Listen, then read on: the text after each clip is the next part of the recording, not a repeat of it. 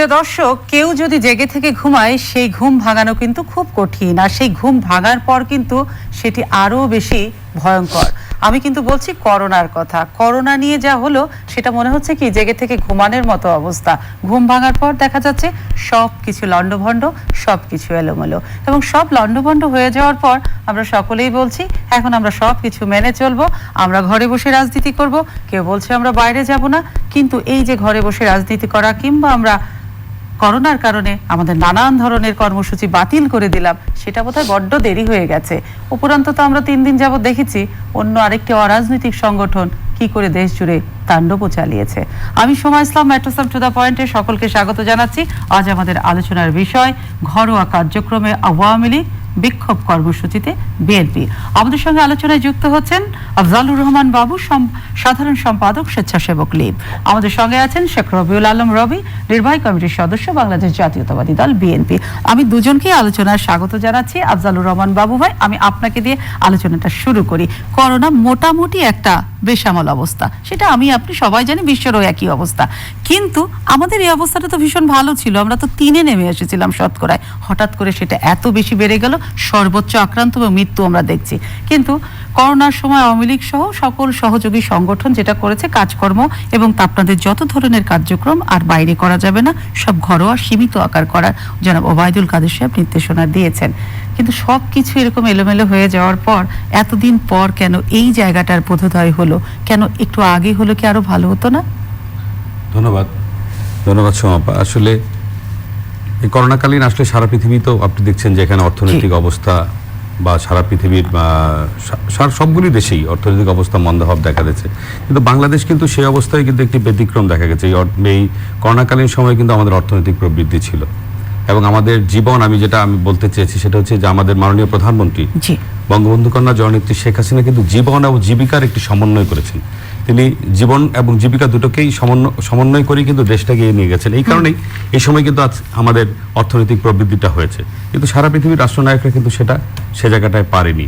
এবং আমাদের দেশের আমরা শুরু থেকেই আমরা এটাকে খুব কঠিনভাবে নেওয়া হয়েছে। এবং ভ্যাকসিনের ব্যবস্থা দেখছেন যে পৃথিবীতে যেখানে অন্যান্য দেশ ভ্যাকসিনের থেকে এখন অনেক দূরে, কিন্তু আমরা কিন্তু মাননীয় প্রধানমন্ত্রী কিন্তু অনেক আগেই ভ্যাকসিনের জন্য 1000 কোটি টাকা ওখানে অ্যাডভান্স দিয়ে রেখেছেন এবং সেই সময় সময় মতো ভ্যাকসিনটা পেয়েছেন আমরা দেখছি। আমার মনে হয় যে সিচুয়েশনটা হয়েছে এটাকেও সরকার অবস্থাটা গুছিয়ে নিতে পারে। কিন্তু এই ভালো সিচুয়েশনটা এলোমেলো হওয়ার কারণগুলোকে কি আপনারা আইডেন্টিফাই করেছেন? এখানে কি রাজনৈতিক আলম কতখানি দায়ী, বা জনগণের গাফিলতি কতখানি দায়ী, রাষ্ট্র একটু খামখেয়ালি হয়ে গেছিল কিংবা ছেড়ে দিয়েছিল কিনা, কোন জায়গাগুলোকে আপনার মনে হয়? কিন্তু রাষ্ট্রের জায়গায় সবসময় কিন্তু আমাদেরকে সোচ্চার করার চেষ্টা করছে। আমরা আমাদের জনগণের জায়গা থেকেও কিন্তু আমাদের সচেতন হতে হবে। আমাদেরও কিন্তু কিছু দায়িত্ব আমাদেরকে নিতে হবে। সরকারের পাশাপাশি আপনার আমাকেও কিন্তু দায়িত্ব নিতে হবে। আমরা যদি শুধু সরকারের উপর কথা বলি এটা কিন্তু ঠিক হবে না। আমাদের সবাইকে কিন্তু সচেতন থাকে। আমরা যদি মাস্কটা ঠিকমতো ব্যবহার করি, আমরা যদি হঠাৎ করে মাস্ক পরা ছেড়ে দিই বা এটা কিন্তু জরিমানা করা হচ্ছে, ম্যাজিস্ট্রেট দিয়ে মাঠে নামানো হচ্ছে, সরকার কিন্তু করতেছে। এখন হয়তো আবার তাও সবার মধ্যে এত বোধোদয়টা হবে যে এখন বেড়ে গেছে, কিন্তু সরকার কিন্তু কখনোই ছাড় সেখানে দেয়নি। আপনি দেখেন সে শুরু থেকেই কিন্তু সরকারিভাবে সেটা সিরিয়াস ছিল। এবং আমরা দেখেছেন আমাদের সহযোগী সংগঠন, বিশেষ করে আমাদের স্বেচ্ছাসেবক লীগের কথাই বলবো, আমরা শুরু থেকেই কিন্তু মাঠে ছিলাম। এবং আমরা কিন্তু সেই সময় থেকে একদম মাইকিং থেকে শুরু করে মাস্ক বিতরণ শুরু করে হ্যান্ড স্যানিটাইজার, ত্রাণ বিতরণ, সমস্ত জায়গাগুলো এবং ইভেন ধান কাটা, সারা সব জায়গায় কিন্তু আমরা কিন্তু আমাদের যে কাজগুলি এবং মাননীয় প্রধানমন্ত্রীর নির্দেশে সারা দেশে কিন্তু আমি কার্যক্রম এখনো কিন্তু আমরা সিরিয়াস আছি। এখনো কিন্তু আমাদের কার্যক্রম কিন্তু আমরা পরিচালিত করার চেষ্টা করছি। এবং আমার মনে হয় যে সিচুয়েশনটা এটাও আমরা যদি সকলে মিলে সচেতন হই, আমার মনে হয় বিষয়টি আবার নিয়ন্ত্রণে চলে আসবে। একই বিষয় নিয়ে একটু রবি সাহেবের কাছে যে ওনার মতামতটা দেখি। আমরা বাড়তে দিলাম নাকি করোনা তার চরিত্র অনুযায়ী বেড়ে গেল? আমাদের গাফিলতি ছিল, রাষ্ট্র একটু ঢিলে দিয়েছিল, নাকি রাজনৈতিক এই যে এত সভা সমাবেশ, জনসমাবেশ, এই যে আমাদের ঘুরতে যাওয়া, দম বন্ধ হয়ে দীর্ঘশ্বাস, বেড়ানো, পাহাড়ে যাওয়া, সাগরে যাওয়া, কোনটাকে দায়ী করবেন? আমি যেটাকে দায়ী করবো তার একটা সেটা নামই আপনি তোলেন না। আপনি রাষ্ট্রকে দিয়েছেন, আমি বলবো সরকারকে। কারণ হচ্ছে রাষ্ট্রকে ফাংশন করায় সরকার। আচ্ছা, রাষ্ট্র ব্যবস্থাপনার দায়িত্ব সরকারের। আপনি করোনার যখন বাংলাদেশে প্রথম প্রাদুর্ভাবটা হয় তখন থেকেই সরকার এটাকে প্রেডিক্ট করতে ভুল করেছে, ব্যবস্থাপনার মধ্যে আনতে পারেনি। তাদের অনেকগুলি সিদ্ধান্ত ছিল হঠকারী সিদ্ধান্ত, সমন্বয়হীন সিদ্ধান্ত, স্বাস্থ্য বিভাগের এক ধরনের অসহায়ত্ব, সরকারের ব্যবস্থাপনা এবং সবাইকে একসাথে করে একটা জাতীয় সমন্বয় অথবা জাতীয় সমন্বিত নীতি সবার সমন্বয়ে কাজ করার, সব রাজনৈতিক দল সামাজিক সংগঠনকে নিয়ে মাঠে নামার কাজ করার, সেই আপনার যোগ্যতা সরকার দেখাতে পারবে। আমরা একটা ধরেন প্রথম থেকে কিটের সংকট, পর্যাপ্ত টেস্ট করা যায় নাই, আইসোলেশনে নেওয়া যায়নি, আমরা একটা শাটডাউন বা লকডাউনে যেতে পারিনি এখনো পর্যন্ত। সরকার যতটা না করোনা ম্যানেজমেন্টে মনোযোগী ছিল, তার চেয়ে বেশি এখান থেকে রাজনৈতিক সুবিধা নেওয়ার মনোযোগী ছিল। করোনা চলে গিয়েছে, মানুষের কোনো সমস্যা নেই, সবকিছু পর্যাপ্ত আছে। টিকা আসলে কি করোনা যায় নাকি? টিকা দিয়ে কিছু মানুষকে হয়তো সেভ করা যায়, সেটা কয়জনকে আপনি সেভ করতে পেরেছেন? অপর্যাপ্ত। তো এই জায়গাগুলি সরকারের যেটা হচ্ছে এখন সর্বশেষ যদি আপনি আমাকে বলেন, গত প্রায় 6 মাস সরকার করোনা ব্যবস্থাপনা থেকে নিজেকে গুটিয়ে নিয়েছে, মানুষের উপর ছেড়ে দিয়েছে। বাংলাদেশের সাধারণ মানুষ, ওই যে যেটা বললেন, তারা সচেতন হয়ে নিজ উদ্যোগে নিজ ব্যবস্থাপনায় নিজেকে করোনা থেকে নিবৃত্ত করেছে। যারা আক্রান্ত হয়েছে, চিকিৎসা পায়নি, নিজের মতো করে ঘরে ব্যবস্থা নিয়েছে। কিছুটা মৃত্যুহার কমানো গিয়েছিল, সেটা হচ্ছে বাংলাদেশের সাধারণ মানুষের কৃতিত্ব। কিন্তু সরকারের জায়গা, আমি আপনাকে এটা বলি, আপনি আমাকে একটা কথা বলেন, সরকারের এই ইনিশিয়েটিভটা নেওয়ার ফলে মৃত্যুহার কমেছে এবং মানুষ সেবা পেয়েছে। রবিউল ইসলাম রবি, একটু কথা বলি। আপনি ভ্যাকসিন নিয়েছেন, এই কৃতজ্ঞতা কিংবা ধন্যবাদ কি আপনি সরকারকে দিবেন না? পৃথিবীর বহু দেশ কিন্তু পায়নি। আমি সাধারণ মানুষ হিসেবে বলছি, আমি এখনো টিকা নিইনি, কিন্তু আপনি তো পেয়েছেন। আমি আমার কথা, আমি তো 16 কোটি মানুষেরই ভ্যাকসিন চাই, রাষ্ট্রের আমার অধিকার। কিন্তু 16 কোটি মানুষের তো পর্যায়ক্রমে দিতে হবে। আপনি পর্যায়ক্রমে এই জায়গাটাতে সরকার কি দিয়েছে কি করোনাকে নিয়ন্ত্রণ করা গিয়েছে? না, কিন্তু নিয়ন্ত্রণ না করা যায়, তাহলে আপনি কেন নিয়েছেন? কিছুটা সেফে থাকার জন্য তো নিয়েছেন। আমার ওই কথাটাই শুনুন, ভ্যাকসিন মানুষের অধিকার, আপনি কিছুটা এনেছেন এবং সেখানেও যে প্রক্রিয়ায় আপনি এনেছেন এবং যে অর্থ ব্যয় করে এনেছেন, সেখানেও স্বচ্ছতার অভাব রয়েছে। আপনি যেহেতু সরকার, আপনি আমাকে দিবেন হচ্ছে ন্যায্য মূল্যে সর্বাধিক সেবা, রাষ্ট্র দিবে, দিতে আপনি বাধ্য। ঠিক আছে, তার মানে কিন্তু আপনি যা করেছেন রুটিন ওয়ার্ককে আপনি সফলতা দাবি করছেন। এটাই হচ্ছে, আপনি টিকা পেয়েছেন, আপনি একটু নিরাপদে আছেন, কিন্তু পুরোটা নিরাপদ ভ্যাকসিন দিতে পারবে কিনা সেটা নিয়ে সারা বিশ্ব সন্দিহান। কিন্তু সেই জায়গা তো আপনি হাফ নিরাপদ, বাকি মানুষ কিন্তু অনিরাপদে আছে, চেষ্টা করছে সরকার। আমি পেয়েছি আপনার কাছ থেকে যে দুটো বিষয় আমি পেলাম, সে দুটো, সরকার কিন্তু করোনা ব্যবস্থাপনাকে একটা ব্যবস্থাপনায় আনতে পারেনি। 6 মাস ধরে সরকার করোনা নিয়ে হাত গুটিয়ে বসে ফেলেছিল এবং সেই কারণে আজকে কিন্তু করোনা বেসামাল। এটাকে আপনি ছোট করে আমাকে উত্তর দিবেন আফজাল সাহেব, কারণ আমাকে অন্য প্রসঙ্গে আবার যেতে হবে। আপনাকে সোমা, আপনাকে ধন্যবাদ দিয়ে আমি বলতে চাই, আপনার কথাটার সাথে আমি দ্বিমত পোষণ করছি। কারণ সরকার এই জায়গাটায়, আপনি দেখেন পৃথিবীর কোন উন্নত দেশের চেয়ে আমাদের ব্যবস্থাপনা খারাপ। না, আমি বলিনি, এটা আপনার প্রতিপক্ষ বলেছে, আমি বলিনি। না, সিরিজে বলতে কোন ব্যবস্থা, আপনি দেখেন আমেরিকা, ইতালি, ব্রিটেন কি অবস্থা সে জায়গায় ছিল। প্রত্যেক এখন তো বিশ্ব, মানে আমরা তো এখন গ্লোবাল ভিলেজে বাস করি, স্বাভাবিক কারণে সমস্ত কিছু ক্লিয়ার। সে জায়গায় দাঁড়িয়ে বাংলাদেশের অবস্থাটা কোন জায়গায়? আমরা ভীষণ ভালো ছিলাম, আমরা অনেক ভালো আছি এবং আমার মনে হয় এখানে যে অবস্থাটা হয়েছে সেটার আমরা উত্তরণ করতে হবে। এখানে আতঙ্কের কিছু না, ইনশাআল্লাহ আমরা সবাই মিলে কাজ করে বিষয়টাকে উত্তরণ ঘটাতে পারবো। শুধু সরকারের দোষ ধরে নয়, ভ্যাকসিন নিয়ে উপকৃত হয়ে সরকারের দোষ ধরে অবশ্যই দিতে পারেন। আপনি যেহেতু সরকার আছে, তাকে আপনি দোষ দিতেই পারেন, আপনি তার সরকারের বিরুদ্ধে বলতেই পারেন। কিন্তু আমি যেটা বলতে চাই সেটা হচ্ছে যে আপনি কিন্তু সরকারের সেবাটা নিচ্ছেন এবং সরকার যেভাবে সুষ্ঠুভাবে মাননীয় প্রধানমন্ত্রী চালিয়েছে, উনি যে প্রত্যেকটা ডিসি এসপির সাথে প্রতিদিন যেভাবে টেলিকনফারেন্স করেছে, এটা বিশ্বে বিরল। আজকে মাননীয় প্রধানমন্ত্রীকে বলে অন্য রাষ্ট্র যে আপনি কি ম্যাজিক জানেন, কারণ করোনাকালীন পরিস্থিতিতে আপনি বলেন অর্থনৈতিক প্রবৃদ্ধি হয়েছে। আজকের এই অবস্থায় আপনি দেখেন যে পৃথিবীর, আজকে আপনি এই জন্মশতবার্ষিকী আমেরিকা থেকে শুরু করে, ব্রিটেন থেকে শুরু করে, মঙ্গোলিয়া থেকে শুরু করে পৃথিবীর 27টা অর্গানাইজেশন, ইন্টারন্যাশনাল, কে না প্রশংসা করেছে মাননীয় প্রধানমন্ত্রীর? সবাই কি অন্ধ? সবাই কি কিছুই বোঝে না? সবাই কি রাষ্ট্র পরিচালনার অভিজ্ঞতা নেই?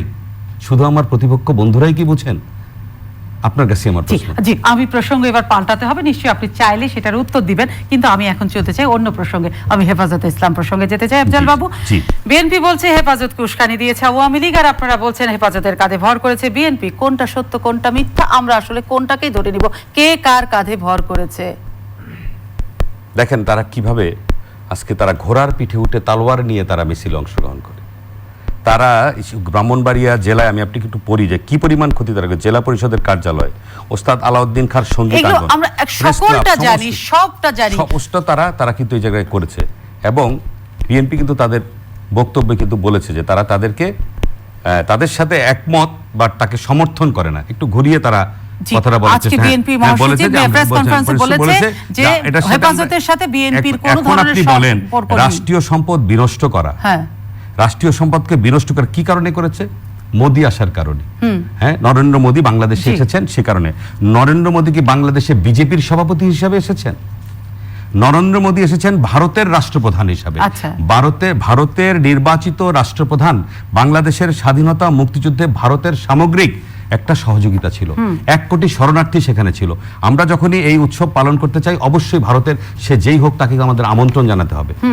এবং আপনি আজকে মোদির কথা যদি বলেন, আমি যদি বিএনপির কথাও ধরি, আপনি বলেন যে এই বিজেপি ক্ষমতায় আসার পর তাদেরকে কি তারা ধন্যবাদ জানায়নি, তাদের কি তারা এমবেসিতে মিষ্টি পৌঁছে দিয়ে মিটিং করেছে, সবই ঠিক আছে।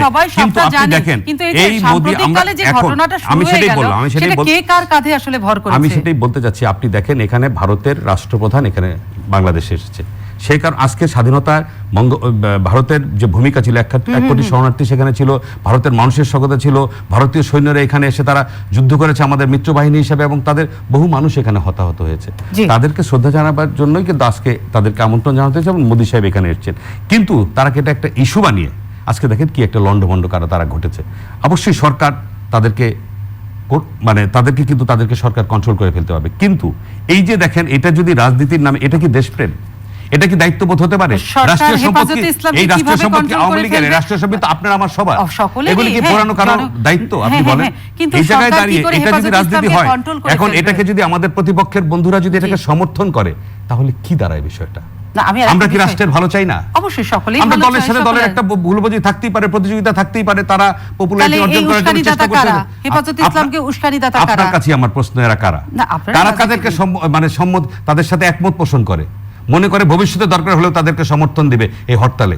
কারা এই কথাগুলি বলে? তাদের উদ্দেশ্যে আমার প্রশ্ন। কথা প্রসঙ্গে বললেন যে আপনারা কন্ট্রোল করে ফেলবেন, সেই কন্ট্রোলিং ক্যাপাসিটিটা আসলে কিভাবে হবে? হেফাজতকে আপনারা কি করে কন্ট্রোল করবেন? অবশ্যই আমাদের সরকার সেই ব্যবস্থা নিয়ে তারা করবে, যেহেতু ওই সময় তারা ইতিমধ্যে কি কন্ট্রোল হয়ে গেছে? আমি মনে করি সরকার ইতিমধ্যে ব্যবস্থাটা নিয়ে নিয়েছেন। আপনারা দেখবেন যে 2-1 দিনের মধ্যে বিষয়টি ঠিক হয়ে যাবে। সরকারের সেই পরিমাণ ক্যাপাসিটি আপনারা এর আগেও দেখেছেন যে তারা শাপলা চত্বরে কি অবস্থা তৈরি করেছিল, কিন্তু সরকার দিয়েছে, তাদেরকে সুযোগ দিয়েছে। কিন্তু আবার যখন দেখেছে তারা রাষ্ট্রীয় সম্পদ বিনষ্ট করছে, কারণ প্রতিবাদ করার ভাষা সবারই থাকতে আছে। বিএনপি মিছিল করতে পারে, প্রতিবাদ করতে পারে, তারা দাবি আদায় করতে পারে, কিন্তু যখন আপনি রাষ্ট্রীয় সম্পদে আঘাত দিবেন, তখন তো আর সরকার বসে থাকবে না, সরকার তার কাজ নিবে। কি পেলাম এতক্ষণে আপনার কথা অনুযায়ী যে হেফাজতকে উস্কানি দেয় বিএনপি, ম্যানেজ করে আওয়ামী লীগ?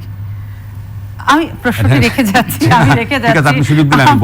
আমি রবি আপনার কাছে যেতে চাই। আমি যে বিষয়টি জানতে চাচ্ছি যে ধরে নিলাম হেফাজতের গোপন বন্ধু আওয়ামী লীগ, আপনারা এটাই তো বলেন যে আওয়ামী লীগের সাথে সখ্যতা হেফাজতে ইসলামের বেশি। আজকে আপনাদের মহাসচিব বলেছে যে বিএনপির সাথে হেফাজতের আসলে কোনো ধরনের সম্পর্ক নেই, কিন্তু ব্রাহ্মণবাড়িয়াতে যে হেফাজতের কর্মীরা মারা গেল এবং অন্যান্য জায়গায় যারা মারা গেল, তাদের প্রত্যেকটা মৃত্যু নিয়ে কিন্তু বিএনপির নেতারা বলছে এই মৃত্যুর বিচার বিএনপি চায়। হেফাজতের কর্মীরা মারা গেলে বিএনপির কর্মীরা কেন সেই হত্যার বিচার দাবি করবে? বাংলাদেশের যে কোনো একটা মানুষ মারা গেলে তার বিচার দাবি করবে বিএনপি। হেফাজত কি কোনো ঘৃণিত বা নিষিদ্ধ মানুষগুলি করে নাকি? এদেশের সাধারণ মানুষ না? এদেশের নাগরিক না? আপনি পাখির মতো গুলি করে মারবেন নিরস্ত মানুষকে? 17 জন মানুষকে মেরেছেন, এটা রাষ্ট্রীয় তাণ্ডব নয়? আইন শৃঙ্খলা রক্ষাকারী বাহিনী পারে নাকি করতে এই স্বাধীন দেশে? পারে কি? পারে না। এবং শুধু আইন শৃঙ্খলা রক্ষাকারী বাহিনী করে নেই, আওয়ামী লীগের বন্ধুরা হেলমেট নিয়ে, হেলমেট বাহিনী বা হেলমেট লীগ যে কথাই বলেন না কেন, চাপাতি লীগ, তারা আইন শৃঙ্খলা রক্ষাকারী বাহিনীর সাথে কাঁধে কাঁধ মিলিয়ে প্রকাশ্যে দিবালোকে অ্যাসল্ট করে মানুষ মারছে। এই জন্য কি দেশ স্বাধীন হয়েছে নাকি? হেফাজত বিএনপির 20 দলীয় জোট বলেন বা 18 দলীয় জোট বলেন বা ওই যে আমাদের জাতীয় ঐক্য ফ্রন্ট বলেন, তার কোনো অংশ হেফাজতে ইসলামে না। এবং হেফাজতের সাথে ওই রাজনৈতিক কোনো অ্যালায়েন্স আমাদের নাই, সেই জায়গা থেকে তাদের সাথে আমাদের সম্পর্ক নেই। কিন্তু নরেন্দ্র মোদীর বাংলাদেশের আগমন, উনি বলছেন রাষ্ট্রপ্রধান, ভুল হয়েছে, সরকার প্রধান নরেন্দ্র মোদী, ইন্ডিয়ার সরকার প্রধান। তিনি বাংলাদেশে এসেছেন। ইন্ডিয়ার বাংলাদেশের নীতিতে অনেক মানুষের দ্বিমত রয়েছে, নিয়মতান্ত্রিক প্রতিবাদ করার অধিকার রয়েছে, তারা বিক্ষোভ মিছিল করছিল, সেখানে কেন আপনারা নির্মমভাবে লাঠিপেটা করলেন, রক্তাক্ত করলেন, অ্যাসল্ট করলেন? পরিস্থিতি সেই পর্যায়ে যেত না। নিয়মতান্ত্রিক আন্দোলন করার, প্রতিবাদ করার অধিকার সবার রয়েছে বাংলাদেশে। এটা গণতান্ত্রিক অধিকার, রাজনৈতিক অধিকার। নরেন্দ্র মোদী জার্মানি গিয়েছে, প্রতিবাদ হয়নি? আমেরিকাতে গিয়েছে, আমেরিকাতে বিক্ষোভ হয়নি, সমাবেশ হয়নি? বাংলাদেশে আসছে, অনেক মানুষ অপছন্দ করতে পারে, তারা তাদের মতামত প্রকাশ করবে। একটা প্রশ্ন, সোজা প্রশ্ন জানতে চাই যে হেফাজতে ইসলাম যা যা করলো সেটাকে কি আপনারা সমর্থন করেন?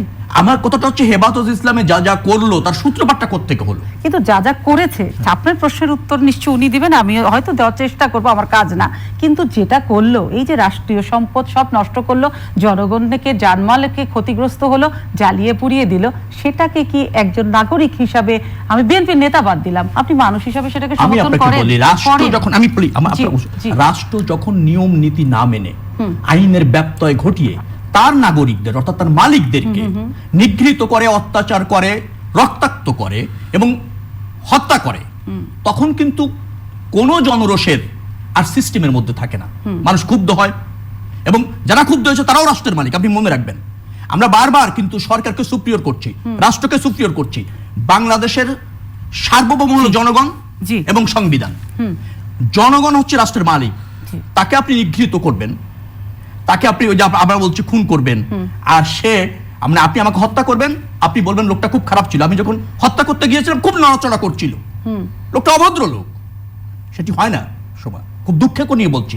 আমি বলছি হেফাজতের রাজনীতির উদ্দেশ্যকে আমি জানি না, আমি সমর্থন নাও করতে পারি। আমি ধর্মভিত্তিক রাজনীতি চাই না, আমি কোনো ধর্মীয় গোষ্ঠীর উন্মাদনা দেখতে চাই না। আমি চাই এদেশের সব বর্ণের সব ধর্মের মানুষ রাজনৈতিক অধিকার নিয়ে রাজনীতি করবে, প্রতিবাদ করবে, রাজনৈতিক অধিকার, সাংবিধানিক অধিকার, গণতান্ত্রিক অধিকার পালন করবে।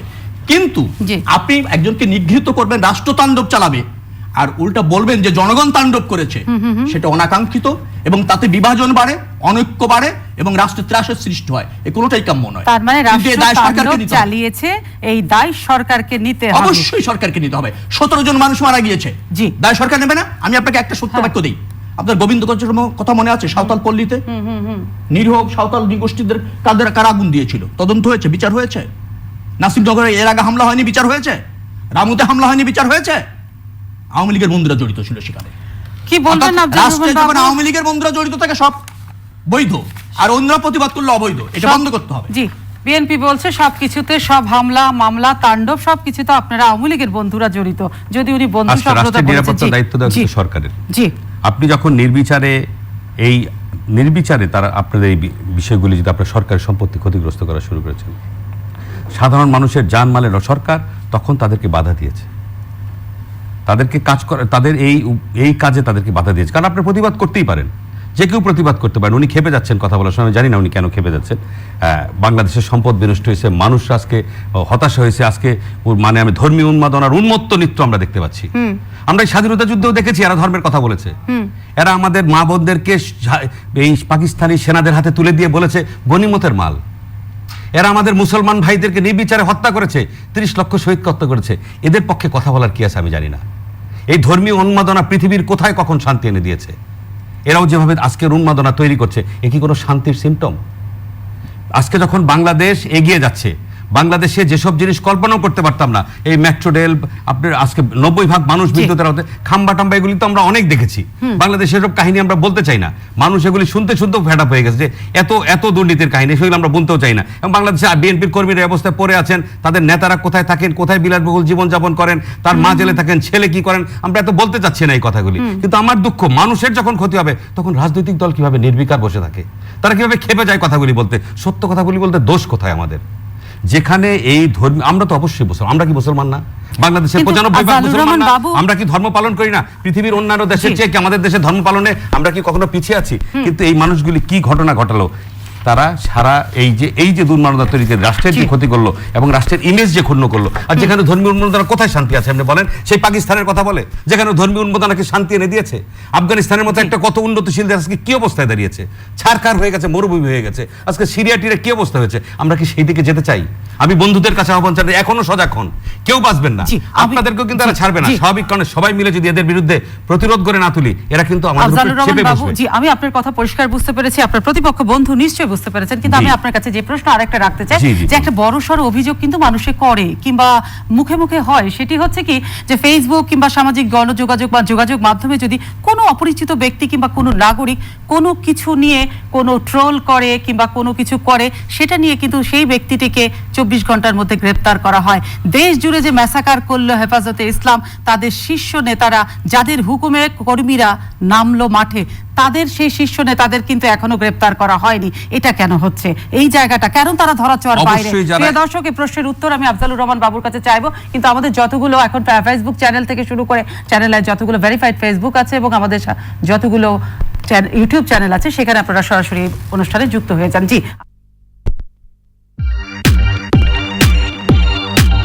যদি সাধারণ মানুষ ট্রোল করে কিংবা কাউকে হুমকি দেয়, সেখানে হচ্ছে যে যারা এই অন্যায় করেছে, যারা এই দেশের সম্পদ বিনষ্ট করেছে, যারা মানুষের জানমালের ক্ষতি করেছে, যারা আমাদের দেশের শান্তি বিঘ্নিত করেছে, যারা আমাদের ইমেজ ক্ষুণ্ণ করেছে, অবশ্যই সরকার তাদের বিরুদ্ধে ব্যবস্থা নেবে, অবশ্যই ব্যবস্থা নেবে, এবং সরকার তাদেরকে ব্যবস্থা নিয়েই এই দেশকে তারা এই যে আপনি শুরুতে বললেন ঘোড়ার পিঠে তলোয়ারে চড়ে মাঠে নেমেছে, কিন্তু এই তলোয়ারে চড়ে যে কর্মীটা মাঠে নামলো সে তো একা নামেনি, তার নির্দেশদাতা তো কেউ আছে।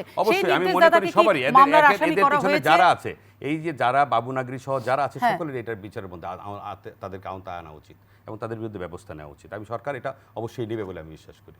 জি, আমরা তার কথা শুনলাম, কিন্তু আপনার কাছে যে বিষয়টি জানতে চাই রবিউল ইসলাম, সেটি হচ্ছে যে হেফাজতে ইসলাম তার মতো আন্দোলন করেছে, সে তার মতো একটা অরাজনৈতিক সংগঠন আন্দোলন করেছে, কিন্তু সেখানে আপনাদের নেত্রী রিপন রায় চৌধুরী হেফাজতে ইসলামের যে আন্দোলন কিংবা হরতাল, সেখানে গাড়ি পুরানোর কি করে নির্দেশ দেয় এবং র্যাব তাকে গ্রেপ্তার করে, সেই ব্যাখ্যাটা কি একটু দেবেন? কেন না, এটা নিপুণ রায় চৌধুরী ভালো বলতে পারবেন, তবে নিপুণ রায় চৌধুরী এটা একটা ব্যক্তিগত ব্যাপার, আর দ্বিতীয়ত ব্যক্তিগত ব্যাপার না, এটা রাজনৈতিক ব্যাপার। গাড়ি পুরানোর নির্দেশ, জি বলুন। সেটি হলো যে নিপুণ রায় চৌধুরী ওরকম দায়িত্বশীল কোনো জায়গায় নেতৃত্ব বা আন্দোলন করার জায়গায় তিনি নেই। তিনি বিএনপি জাতীয় নির্বাহী কমিটির একজন মেম্বার মাত্র।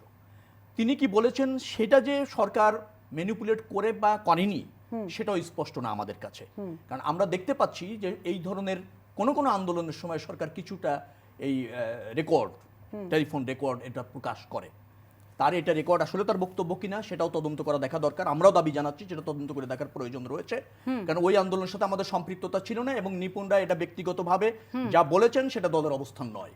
হ্যাঁ, আমাদের কোনো কর্মসূচি ছিল না, প্রথমত। দ্বিতীয়ত রয়েছে যে এই যে আপনি নিপুণ রায়কে নিয়ে আসলেন এই বিষয়টাতে, এটাই হচ্ছে সরকারের একটা অপরাজনীতির অংশ।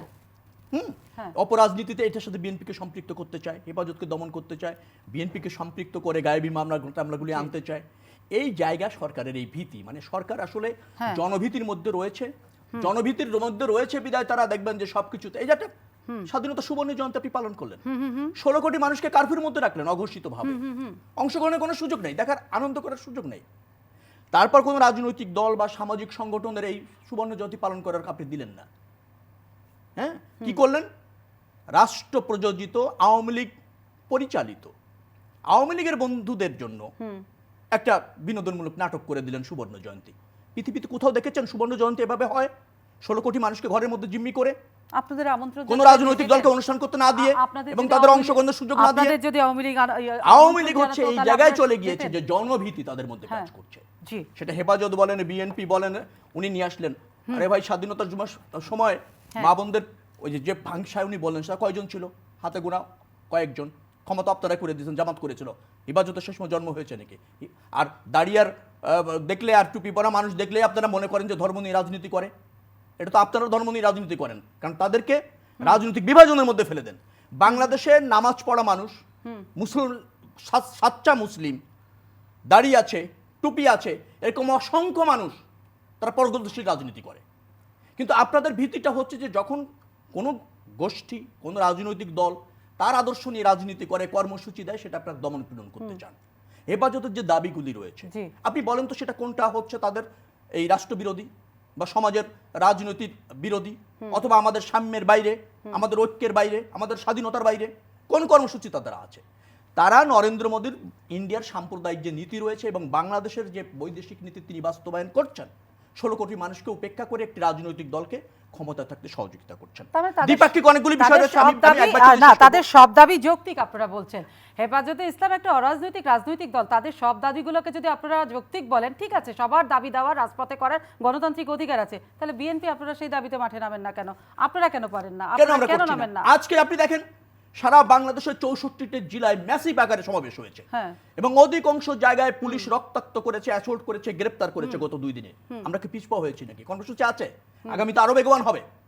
জনগণের সরকার আমি আবারও বলছি প্রতিষ্ঠিত করতেই হবে এবং সেখানে আপনাকেও আসতে হবে। জি, আমি যে জায়গাটা আরেকটু জানতে চাই, আপনি বলছিলেন, আমি নিপুণ রায় প্রসঙ্গে আরেকবার আসতে চাই, আপনি বলছেন যে ফোন রেকর্ড, র‍্যাব কিন্তু বলছে আমরা কোনো ফোন রেকর্ড করে নিপুণ রায়কে গ্রেপ্তার করিনি, তার উপরে গোয়েন্দা নজরদারি ছিল, সেই নজরদারির ভিত্তিতেই কিন্তু তাদের নিজস্ব নজরদারিতেই কিন্তু তাকে গ্রেপ্তার করা হয়েছে। ফোন রেকর্ড এখানে ইম্পর্টেন্ট না, ফোন রেকর্ডের সূত্রটি গোয়েন্দার কাছে, র‍্যাবদের কাছে ইম্পর্টেন্ট না, গোয়েন্দা নজরদারিতেই কিন্তু নিপুণ রায় গ্রেপ্তার হয়েছেন। না, গোয়েন্দা নজরদারিতে তো গোয়েন্দা নজরদারি তো সবাই আছেন। জি, যে সরকারের বিরুদ্ধে কথা বলবেন সবাই তো গোয়েন্দা নজরদারি। আপনি তো এখানে বসে কথা বলছেন, আপনি তো নিশ্চয়ই গ্রেপ্তার হবেন না, কারণ আপনি এখানে বসে কাউকে গাড়ি পুরানোর অর্ডার দিচ্ছেন না। আমি গ্রেপ্তার হলো কিছু আসা যায় না, আমি 7 বার গ্রেপ্তার হয়েছি, 173টা মামলা আমার বিরুদ্ধে কথা বলতে গিয়ে, আর তো কোনো অপরাধ নাই। গোয়েন্দারা তো এখন হচ্ছে যে মানুষের অধিকার নিয়ে কথা বলবে সেই হচ্ছে গোয়েন্দা নজরদারিতে, যে সরকারের বিরুদ্ধে কথা বলবে গোয়েন্দা নজরদারিতে। রাষ্ট্র তো একটি দলের কাছে জিম্মি হয়ে, তার মানে হেফাজত এবং নিপুণ রায় যা করেছে সেটাকে আপনারা মনে করছেন ঠিক আছে? নিপুণ রায় যা করেছে আমি সঠিক, তো আপনি আমাকে এভাবে বললেন না, আমি বলেছি তার যে বক্তব্য যেভাবে এসেছে সেটা তদন্ত করার প্রয়োজন রয়েছে, যে তার বক্তব্য কিনা প্রথমত। দ্বিতীয়ত হচ্ছে যে যদি এই বক্তব্য নিপুণ রায় দিয়ে থাকে তার ব্যক্তিগত, কারণ কিছু না, কেন না, আমি ব্যক্তিগত কোনো মানুষ হয় নাকি? নিপুণ রায় তো আপনার বিএনপি, আপনি দলে কোনো সিদ্ধান্ত হয়েছে নাকি এবং নিপুণ রায়কে কোনো দায়িত্ব দেওয়া হয়েছে নাকি আন্দোলন সংগ্রাম করবার জন্য? নিশ্চয়ই তার ব্যক্তিগত, দলের বক্তব্য এখানে আমি কথা বলছি, শুনুন এখানে আমি কথা বলছি, আমার অনেক কথাই আমার ব্যক্তিগত, এই সব কথাই আমার দলের না, আমার এই সব কথা আমার দল করে না। অবশ্যই টকশোতে আপনারা যে কাজটা করেন সব সময় আপনারা করেন ভালো, কিন্তু সবার সাথে সবাই বিবেকটা সরকারের ভয়ে বিকিয়ে দিয়েছেন, খুব কষ্ট নিয়ে বলছি।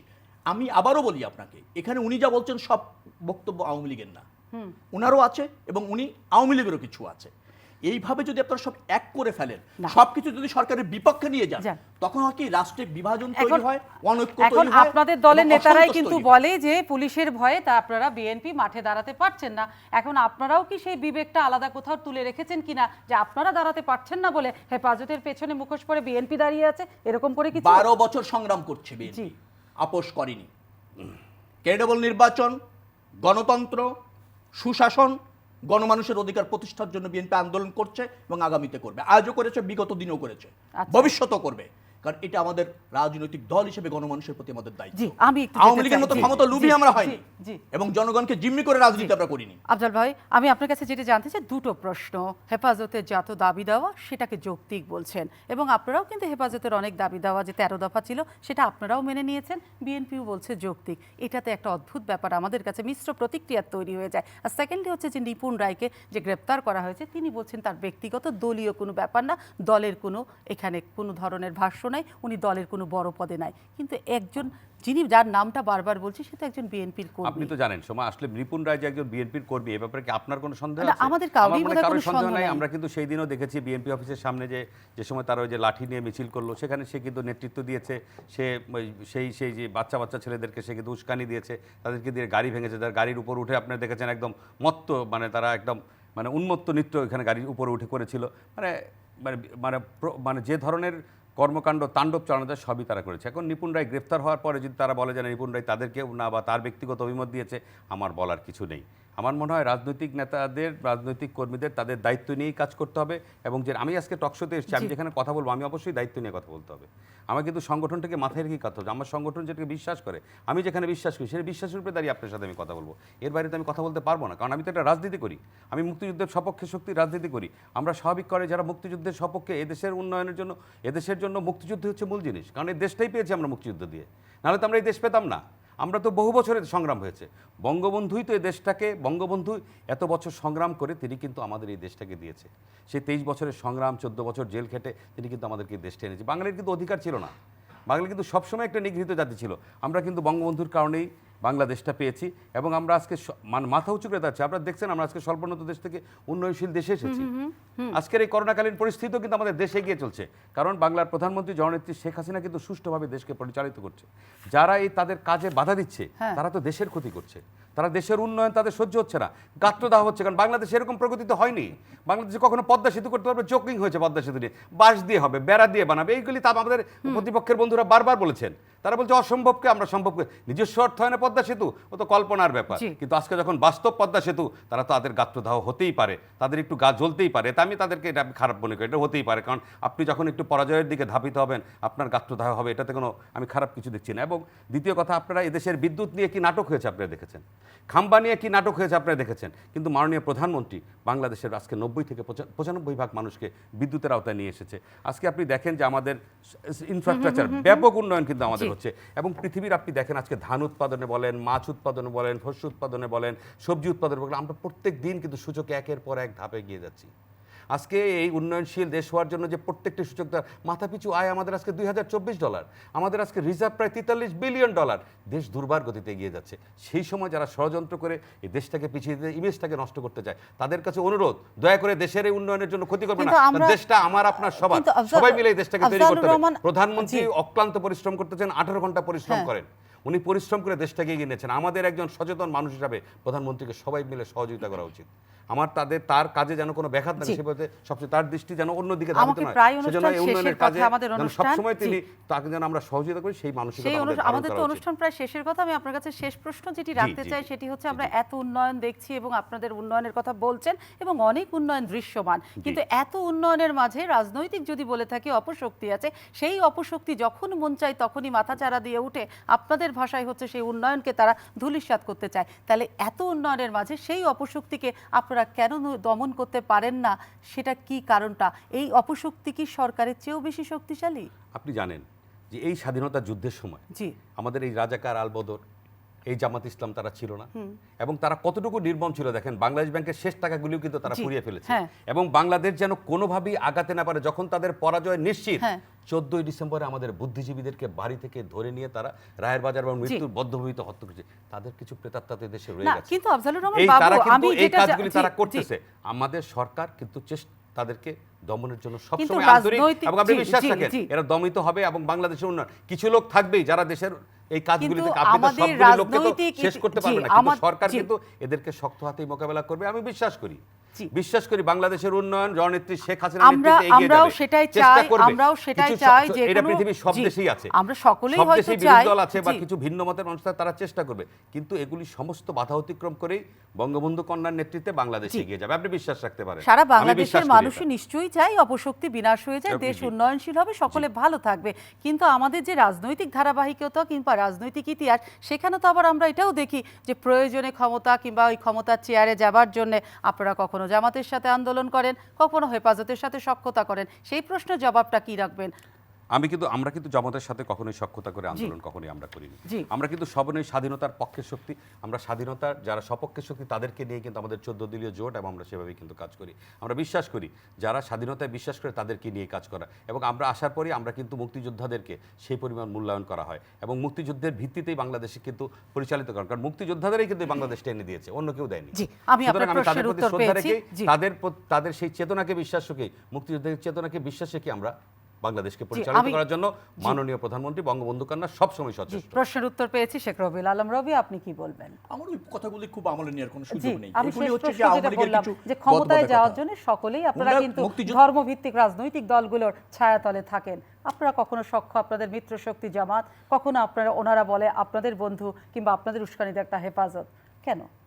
না, আপনি যে জায়গায় গিয়েছেন সেটা ওনাদের ক্ষেত্রে প্রযোজ্য। হুজুর তেতুল হুজুর হয়ে গিয়েছিল খুব টক 13-তে। জি, আবার ধরেন এই ক্ষমতা 2018 খুব টক, কিন্তু যুদ্ধাপরাধীরা তো আপনাদের, আমি আপনাকে বলি খুব টক ছিল। জি, 2018 নির্বাচনে হুজুর খুব মিষ্টি হয়ে গেলেন, তেতুল খুব মিষ্টি, হুজুর খুব, হেফাজত খুব মিষ্টি হয়ে গেলেন। হ্যাঁ, সখ্যতা কাকে বলে? সর্বোচ্চ সখ্যতা। কিতাব নিতে চলে গেলেন। এবং যা সিনারিও বাংলাদেশের মানুষ দেখেছে, কষ্টই পেয়েছে, আহত হয়েছে। তারপর যখন মূর্তি সরাতে চাইলেন হেফাজত, তখন হুজুর আবার টক হয়ে গেল। এটা আওয়ামী লীগের ক্ষমতায় থাকতে যে সহায়ক হয়, সে তখন মুক্তিযোদ্ধার ওই যে বললেন পক্ষের শক্তি হয়। আর আমরা তো ভাই মুক্তিযোদ্ধা স্বাধীনতা অর্জনকারী শক্তি, আপনারা তো পক্ষের শক্তি। আর আমরা এটা অর্জন করেছি যুদ্ধ করে, মাঠে ঘোষণা দিয়ে। বুঝতে পারছেন? অতএব দায়িত্ব আমরা বুঝি। আপনি বলেন 48 52 62 66 69 কোথায় জিয়া রহমানের একটা ভূমিকা ছিল? 70 এর নির্বাচনে কোথায় জিয়া রহমান ছিল? ভাই শাসনকে এক ঘোষণাপত্র পাঠ করে করতে দেন। কোথায় ছিল? যে জায়গাটা আপনি এই প্রশ্নের অবশ্যই উত্তর দিন। হ্যাঁ, আপনি এটা কি বলেন? যে জায়গাটা ছিল আমরা অর্জনকারী শক্তি, এত বড় ওনাদের যে রাষ্ট্র পরিচালনা যে প্রক্রিয়া ক্ষমতা থাকা, মানে সেটা উপাস হচ্ছে করার মতো দখল, কিছু হতে পারে এবং সেটা আইয়ুবীয় শক্তি হয়ে গিয়েছে এখন আওয়ামী লীগ। হ্যাঁ, আইয়ুব ইয়াহিয়া যেভাবে দেশ চালিয়েছে, ঘোষণাগত আওয়ামী লীগ এখন কথা সেইভাবে দেশ চালাচ্ছে অন বিহাফ অফ জনমত উপেক্ষা করে। কথাটা কি ছিল কি ছিল না? মুক্তিযুদ্ধ করেছে কারা? কারা? কারা করেছে আপনি আরেকবার বলবেন? বাংলাদেশ জাতীয়তাবাদী দলের প্রতিষ্ঠা হয়েছে নাকি ওই সময়? কি বলবো? মুক্তিযুদ্ধ করেছি আমরা। কোথায় প্রতিষ্ঠা? ওনারা ছিলেন শরণার্থী মুক্তিযোদ্ধা।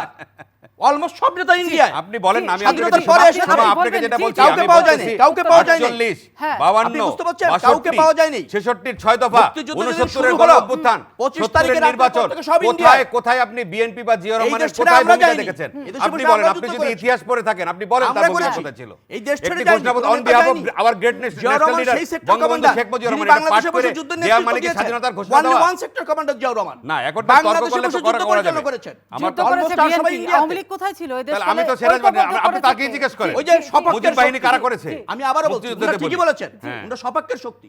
আমরা আর সপক্ষে, আমরা অর্জন যুদ্ধ করেছি। করি নাই। হ্যাঁ, যুদ্ধ আমরা লড়াই করা শক্তি। বিএনপি কে প্রতিষ্ঠা ছিল নাকি? লড়াই করা করবে শক্তি কোথায়? আমরা। এবং আজব তারাই কথা বাংলাদেশ বললেন জাতীয়তাবাদী আপনি। দল করে। তাহলে এই মুক্তিযুদ্ধ এবং মুক্তিযুদ্ধ কারা দিল, কার হাত ধরে স্বাধীনতা আসলো, স্বাধীনতার ঘোষণা এবং বাংলাদেশ? এবারের সংগ্রাম মুক্তির সংগ্রাম, এবারের সংগ্রাম স্বাধীনতার সংগ্রাম। যার যা আছে তাই নিয়ে প্রস্তুত থাকো। কে বলেছে? দেশ স্বাধীন হয়ে এই গেছে। 23 বছর কে দেশ স্বাধীন হয়ে গেছে। দুইবার ফাঁসির কাছে কে গেছে? করলো? জিয়া রহমানের কোনো রেকর্ড আছে? আপনি 25 বলতে পারবেন তারিখ নাকি? রাত পর্যন্ত সত্যি, কে আপনি বলেন না, মিটিং করলো? 71 সালের আগে জিয়া রহমানের কেউ নাম মেজরিটি জানতো পার্টির নাকি? নেতা হিসেবে নাম জানতো? ক্ষমতা হস্তান্তর নাম জানতো করার কিনা জন্য জিয়া রহমান? এটা 25 বলেন না। তারিখ কে মিটিং করলো? সব বাদ দিলাম, মাননীয় নাম জানতো প্রধানমন্ত্রী কিনা নিজে জিয়া রহমান? বলেছেন সেটা বলেন না। যে বাবা 7 তারিখে মুক্তিযুদ্ধের ঘোষণা দেন নাই, বিদায় ছাত্রলীগ এবং অন্য নেতারা এসে বাবার সাথে বঞ্চনা করেছে। স্বাধীনতার সুবর্ণ জয়ন্তীতে যখন আমরা 50 বছর পার করছি, তখনও আমরা এই 26শে মার্চের শেষ তারিখটিতে এসেও আমাদেরকে ইতিহাস নিয়ে এমন চুলচেলা বিশ্লেষণ এবং বিতর্কে দ্বন্দ্বে যেতে হচ্ছে। শুধু পরিষ্কার, এখানে পরিষ্কার, এখানে আমাদের ভিন্ন বন্ধুরা এটাকে ক্রেডিট নেওয়ার চেষ্টা করেন। এরা এটা ভিন্ন, এর উপর কথা নেই। ঘোষণাগত পাঠ করা আর ঘোষণা দেওয়া এক কথা হতে পারে না। 7 কোটি মানুষের অর্জন এই মুক্তিযোদ্ধা, অল্প কিছু রাজাকার আলবদর বাদ দিয়ে সবাই স্যাক্রিফাইস মুক্তিযোদ্ধা এই অর্জন। এবং আজকে রাজাকার এটা বানিয়েছেন দলের, এটা বানিয়েছেন ক্ষমতায় থাকার, আর মনে করেন যে অন্য দলকে জাতীয় পতাকা কারা তুলে দিয়েছে? কোথায় ছিলেন মুক্তিযোদ্ধাদের গাড়িতে কারা জাতীয় পতাকা তুলে দিয়েছে? কাকে পেয়েছি? একজন নেতার নাম বলেন আওয়ামী লীগের কে এই যুদ্ধপরাধীদের গাড়িতে কারা তুলে দিয়েছে?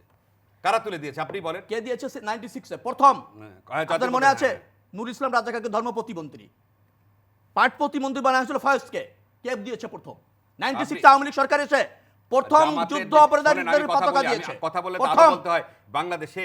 আপনি বলেন যে ক্ষমতায় থাকার জন্য আওয়ামী লীগ পারে না এমন কোনো কর্ম নাই। 15 আগস্টের সব কাজ করতে পারে আওয়ামী লীগ। হত্যাকারীদের সমস্ত এমবিসিতে চাকরি কারা দিয়েছে? 17 জন বিল অফিসার কারা পাস করেছে বাংলাদেশে? 3রা নভেম্বর পৃথিবীর সবচেয়ে ঘৃণিত বিল 1975 সালে পালিয়ে গিয়েছিল। কারা এটা পরিবারে সমর্থন করেছে? কারা পালিয়ে দিতে? এই রাজনীতিতে যারা নেগেটিভ ওই খালেদ রাজনীতি, মুশাররফ, কেন ওই আজকে সাফায়েত রাজনীতিতে তাদের জামিল। দৈন্য অবস্থা? এটাই কারণ। এই আওয়ামী লীগ সেই দিন এই যে যেদিন বঙ্গবন্ধুকে হত্যা করে পাশ ক্ষমতা হয়েছিল, দখলের পর সেদিন কিন্তু আওয়ামী লীগ নেতারা এই আওয়ামী বক্তৃতা লীগের দিয়েছিল, আমলে একদিন এই বঙ্গবন্ধু দুরবস্থা পালিয়ে আপনাদেরও গিয়েছে। আসবে, এই যখন আপনাদের মুস্তাক, পক্ষে এই কথা বলার কোনো লোক সময় থাকবে না। আজকে তাই হয়েছে বাংলাদেশে। ইতিহাস জানবেন। এই ইন্ডিমিউনিটি বিল পাস কারা করেছে? মুক্তিযুদ্ধ কারা নিয়ে কারা রাজনীতি এই বাণিজ্য বন্ধ করেন। যুদ্ধপরাধীদেরকে শেষ প্রশ্ন পুনর্বাসন উত্তর করেছে? মুক্তিযুদ্ধের কারা অর্ডিন্যান্স বঙ্গবন্ধুর না, খুনিদের মুস্তাক জারি ক্রাইমের করেছিল। চাকরি আপনি দিয়েছে? জানেন না? কারা দিয়েছে? 20 আপনি জানেন? ইন্ডিমিউনিটি বিল কারা 20 করেছিল? আগস্ট, জি, ইন্ডিমিউনিটি 20 বিল, আগস্ট জি। মুস্তাক ইন্ডিমিউনিটি অধ্যাদেশ জারি করেছিল। হ্যাঁ। মুস্তাক ছিলেন বঙ্গবন্ধু এবং তার পরিবারকে হত্যা করে আওয়ামী লীগের আরেক অংশ হিসেবে ক্ষমতা দখল করেছিল। ওই সময়কার রাজনীতিতে বঙ্গবন্ধু এবং তার পরিবারকে রাজনীতি থেকে হত্যার মাধ্যমে বিতাড়িত করা হয়েছে, কিন্তু ক্ষমতা আওয়ামী লীগে ছিল। কর্নেল ফারুক রশিদ আওয়ামী লীগে ছিল। সম্বন্ধে কি কথা বলেছে? মুক্তিযুদ্ধের ইতিহাস জানেন? বঙ্গবন্ধু কর্নেল ফারুক রশিদ তাদের বলেছে যে এটা তোমাদের কাজ, তোমরা করো। যারা করেছে আমাদের তাদেরকে ইনভলভ করে পুরস্কৃত তোমরা করেছে। করো, এই কথাটা কি সে বলে নাই? উন্নয়ন পুরস্কৃত করেছে। তাহলে কি সে হত্যার সাথে জড়িত না? এবং উন্নয়ন কেন করেছে। কেন এখনো পুনর্বাসন করেন করলো? না। কেন আওয়ামী লীগের সাথে কর্নেল একমত হন, ফারুক রশিদকে বঙ্গবন্ধু খুনি হলে সমস্যা নাই। শুনতে হবে তো। কর্নেল ফারুক রশিদকে আওয়ামী লীগের সাথে একমত হন, যুদ্ধ অপরাধ হলে সমস্যা নাই। দ্বিমত হন, আপনি তখন যুদ্ধ অপরাধ। বিভিন্ন দেশে যে আপনি এই রাজনীতি চাকরি বাণিজ্য ব্যবস্থা আওয়ামী কে লীগ করলো? করেছে এই মুক্তিযুদ্ধকে কেন্দ্র করে, এখনো করে। আমাকে শেষ করতে হবে অনুষ্ঠান। আপনি কি শেষ করতে, কিন্তু আমার কথা হচ্ছে যারা চোরের মার বড় গলা হতেই পারে, আমি সেটা বলি না, কিন্তু কথা হচ্ছে যে আপনি কোথায়, আপনি পরে বাংলাদেশের ইতিহাসে কোথায় জিয়া রহমানের ভূমিকাটা ছিল? একটা জায়গা দেখান যে ৭১-এর স্বাধীনতা যুদ্ধের আগে জিয়া রহমানের কোথায় কোন ভূমিকা ছিল? হঠাৎ করে স্বাধীনতা হয়ে যায় হুইসেল দিয়ে, হ্যামিলনের বাসিয়ালা সশস্ত্র সংগ্রাম করে এইভাবে হয়েছে। সশস্ত্র সংগ্রাম করে স্বাধীনতা হয়েছে। ৬৬ ৬ দফা কোন ৭০ এর নির্বাচন পর্যন্ত ৭০ এর গণঅভ্যুত্থান ক্ষমতা চেয়েছেন মেজরিটি পার্টি নেতা হিসেবে পাকিস্তানের ক্ষমতা চেয়েছেন, স্বাধীনতা চান নাই। জিয়া রহমান ঘোষণাপত্র স্বাধীনতা এসেছে ২৫শে মার্চের পরে। এই ধরনের বোকামি কথা এর আগে স্বাধীনতা ছিল না, বলার তো কিছু থাকে না। ৬ দফায় স্বাধীনতা ছিল না, ৭০ এর ম্যানিফেস্টোর স্বাধীনতা ছিল না। মেজরিটি পার্টির নেতা হিসেবে পাকিস্তানের ক্ষমতা চাইছেন। আমরা শুরু করেছিলাম কোথা দিয়ে, শেষ করছি কোথা দিয়ে, সেটা তো দর্শক নিশ্চয়ই আপনারা দেখতে পারলেন যে আমাদের ইতিহাস কোন দিকে চলে যাচ্ছে এবং প্রত্যেকটা রাজনৈতিক দল সে তার মতো স্ট্যান্ড করবে। প্রিয় দর্শক, এতক্ষণ আপনারা আমাদের সঙ্গে ছিলেন, সেজন্য অসংখ্য ধন্যবাদ এবং আপনাদের দুজনকে অসংখ্য ধন্যবাদ আমাদের সঙ্গে আজকে যুক্ত হলেন। এবং প্রিয় দর্শক, করোনা কিন্তু ভয়াবহ অবস্থা নিয়েছে, সুতরাং অবশ্যই সতর্ক থাকবেন এবং প্রত্যেকটা মানুষ নিরাপদে থাকবেন, সামাজিক এবং শারীরিক দূরত্ব বজায় তো রাখবেন এবং সকলেই মাস্ক পরবেন। সবাইকে শুভরাত্রি।